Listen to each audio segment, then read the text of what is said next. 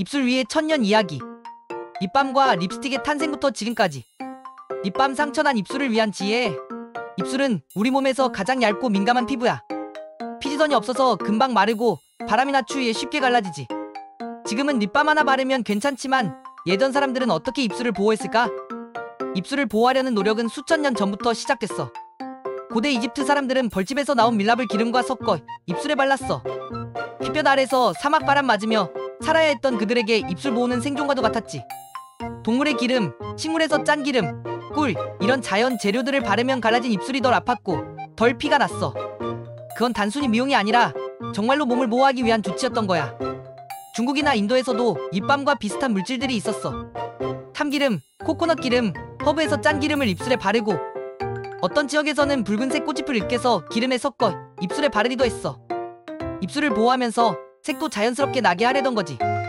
하지만 그건 모두 즉석에서 만든 약 같은 것이었고 우리가 아는 제품으로서의 립밤은 아니었지. 그렇다면 지금처럼 어디서든 살 수 있는 립밤은 언제 생겨났을까? 19세기 말 미국의 한 약사 찰스 브라운 플리시하는 사람이 입술이 트고 피가 나서 고통스러워하는 사람들을 위해 약을 만들었어. 근 밀랍과 기름을 섞어서 작은 금속통에 담아 팔기 시작했지. 그게 립밤의 시초야. 하지만 당시 사람들은 이걸 손으로 퍼서 발라야 했고 보관도 불편했어. 그래서 그렇게 큰 인기를 끌지 못했지. 그러다 20세기 초 한 발명가가 생각했어. 이걸 립스틱처럼 돌려서 꺼낼 수 있게 만들면 어떨까? 그렇게 해서 돌려서 꺼내 쓰는 스틱형 립밤이 등장했어. 바르기 쉽고 가방 안에 넣고 다녀도 안 새고 보기에도 깔끔했지. 이때부터 립밤은 누구나 사용하는 대중적인 필수품이 되었어. 이후로 립밤은 멘톨을 넣어 시원하게 만들기도 하고 자외선 차단 기능을 넣기도 했고 심지어 색깔을 넣어서 립스틱처럼도 쓰이게 되었지. 요즘은 겨울만 되면 립밤 찾는 사람이 엄청 많아. 아이들도 쓰고 남자도 여자도 쓰고 건강한 입술을 위해선 립밤이 꼭 필요하다는 생각이 당연해졌거든. 작은 제품이지만 립밤은 입술을 위한 방패이자 치료제였고 지금도 그 역할을 그대로 이어가고 있어. 립스틱 입술 위에 피어난 문화와 권력의 색. 이제 립스틱 이야기로 넘어가 볼까? 립스틱은 단순한 화장품이 아니야. 그건 시대를 반영하는 하나의 상징이었고 자신을 표현하는 도구였고 때로는 사회에 맞서는 무기이기도 했어. 가장 오래된 립스틱의 흔적은 기원전 5000년 전 고대 수메르 문명에서 발견돼. 당시 여성들은 묽은 광물이나 식물에서 뽑은 색소를 입술에 발랐대. 자기 존재를 드러내기 위한 원시적인 표현이었던 거지. 고대 이집트에선 클레오파트라가 곤충에서 추출한 붉은색을 입술에 발랐다고 해. 그건 단순히 멋이 아니라 여왕의 권위와 아름다움의 상징이었지.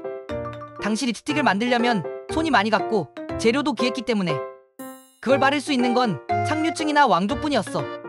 하지만 로마 시대에 오면서 립스틱이 좀 더 대중화돼.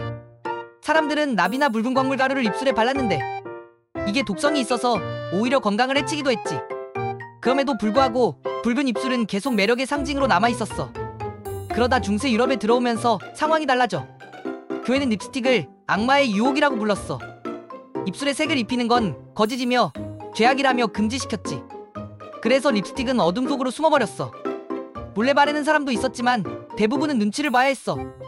하지만 시간이 흐르고 르네상스 시대가 오면서 분위기가 바뀌었지. 예술과 감성의 시대가 오자 립스틱은 다시 부활했어.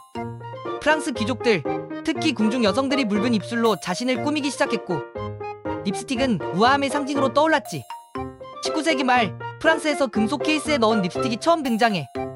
그전엔 손으로 찍어서 바르거나 붓으로 그렸지만 이제는 돌려서 꺼내고 가방에 넣고 다닐 수 있게 된 거야. 그리고 1915년 미국에서 회전식 립스틱이 특허를 받으면서 립스틱은 진짜 대중의 화장품이 되었어. 특히 1920년대 여성들이 사회로 나서기 시작하면서 빨간 립스틱은 여성의 자유와 독립, 자신감의 상징이 되었지. 단순한 미용을 넘어 사회에 맞서는 하나의 선언이 된 거야. 2차 세계대전 때는 여성들이 빨간 립스틱을 바르고 일터에 나갔어. 나라가 힘든 상황에서도 입술 하나만은 절대 포기하지 않았던 거지. 그게 삶의 의지였고 희망의 색이었으니까. 1950년 1960년대엔 마릴린 먼로, 오드리 헵번 같은 영화 배우들이 립스틱을 패션 아이콘으로 만들었고 이후 수십 년 동안 수백 가지 색과 형태의 립스틱이 등장했어. 지금은 색상도 다양하고 매트, 글로시, 틴트, 반명식 등 형태도 다양하지. 그리고 립스틱은 더 이상 여성만의 것이 아니라 자기를 표현하고 싶은 모든 사람들의 것이 되었어.